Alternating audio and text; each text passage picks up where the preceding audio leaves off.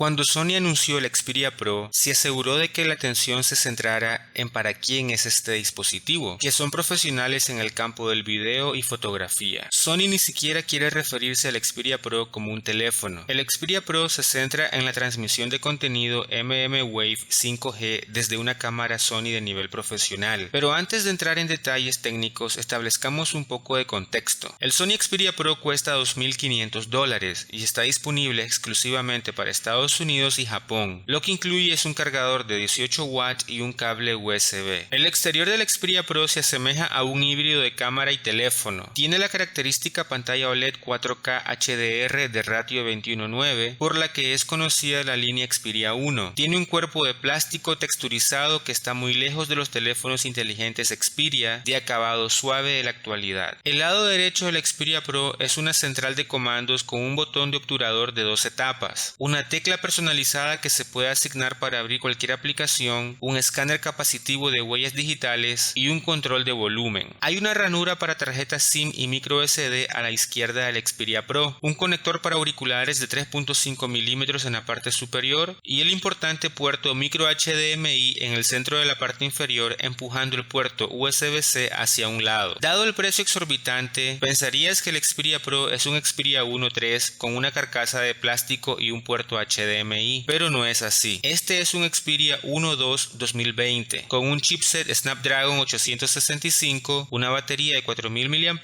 y una cámara triple de 12 megapíxeles para un zoom de 0.5, 1 y 3x. El exterior de plástico no es una elección estética, sino práctica. Permite que las 4 antenas 5G del Xperia Pro proporcionen una señal 5G de 360 grados más fuerte con ondas más rápidas. Se le ha preguntado a algunos profesionales de la industria del video qué piensan del micro HDMI y dijeron que no es la opción más confiable, ya que es fácil de desconectar si golpea la cámara o el monitor externo al que está conectado. Un puerto HDMI de tamaño completo claramente habría sido la mejor opción, pero está claro que colocarlo dentro de un teléfono no es factible. Entonces, ¿para qué serviría el puerto micro HDMI del Xperia Pro? En resumen, permite que el teléfono se conecte a una cámara dedicada con un puerto HDMI. Desde ahí, el Xperia Pro puede servir como un monitor externo, un sistema de entrega de imágenes en el campo o un dispositivo de transmisión, todo a través de las opciones de conectividad integradas del teléfono. Deberás comprar algunas cosas para usar el Xperia Pro como monitor externo para una cámara. Aquí te mostramos el Xperia Pro conectado a una Sony A7S III, la cámara sin espejo de última generación de Sony para video. Sony ha creado una aplicación de monitor externo especial para el Xperia Pro, que al conectarse con la cámara muestra una transmisión en vivo del visor de la cámara. Sin embargo, la aplicación es muy limitada. No puede interactuar con la cámara a través del teléfono. Simplemente permite hacer zoom en lo que se está viendo. Habilita funciones de superposición como una regla de tercios y permite ver parámetros de video. No hay control adicional. No hay funciones avanzadas como colores falsos, formas de onda y capacidades de grabación externa. En general, podrás tener más o menos la misma funcionalidad con cualquier otro buen monitor externo o incluso con un teléfono Xperia normal a través de la aplicación Imaging Edge Mobile de Sony. Entonces, ¿qué hace el Sony Xperia Pro que un monitor externo no pueda hacer? Teóricamente, podrías transmitir desde la cámara a una aplicación como Twitch o YouTube. Sin embargo, Sony no creó una aplicación que haga esto, por lo que te dejan camino libre para hacerlo por medio de aplicaciones de terceros como Streamlabs. Sin embargo, aún así, estarás transmitiendo el contenido desde la pantalla del Xperia Pro y no una transmisión de video directamente desde la cámara. El panel OLED en el Xperia Pro es 4K, pero tener un ratio 21:9 significa que necesitas grabar videos en 21:9 desde tu cámara o configurar barras negras, porque 16:9 no es tan ancho como 21:9. El ISO o la velocidad de obturación, esos permanecen en la pantalla de la cámara durante la grabación de video. Todo eso podría haberse resuelto técnicamente si Sony hubiera creado una aplicación para transmisión, pero no fue así. La otra cosa que puede hacer el Xperia Pro, y es algo para lo que Sony tiene una aplicación, es transferir fotos desde la cámara directamente a un servidor FTP, útil para deportes o eventos, pero eso es algo que se puede hacer con cualquier otro teléfono. No se requiere HDMI. El Sony Xperia Pro no es del todo malo. En comparación con un monitor externo, tiene una batería que dura más y en teoría puede cargar la cámara si se conecta simultáneamente al puerto USB-C. La pantalla es de mayor calidad que la de la mayoría de los monitores. aunque cuesta ser vista en condiciones de mucha luz. Pero cuando llegamos al precio de $2.500, inevitablemente comparamos el Sony Xperia Pro con un monitor externo de calidad o incluso con un monitor y una grabadora juntos. Un monitor cuesta tan solo $299 o normalmente alrededor de $599 según la calidad,